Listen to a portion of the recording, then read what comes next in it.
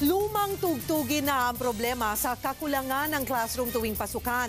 Ang bago, eto mga kapatid, isang pampublikong high school sa Caloocan, kapos daw sa mga nag-enroll na estudyante. Gerard Garcia, ikwento mo. May maayos na mga upuan, blackboard at may mga computer pa.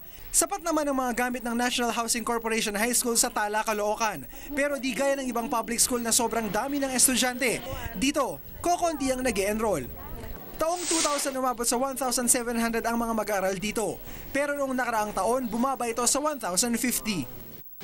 Pag bumaba ang there's no such positive effect niyan eh. Negatibo ang epekto niyan. On the part of the administrator, on the part of the teaching staff, and the whole school.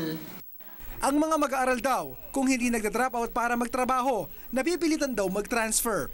Ang magsa-second year high school na si Mark sa Cavite na mag-aaral dahil ang kanyang kaanak doon ang tutustos ng pag-aaral niya. Dito na lang po sana. Dahil? Kasi madami po ang mga kaibigan. Paliwanag pa ng eskwelahan, malaking bagay din ang isang paaralan na mas malapit sa palengke.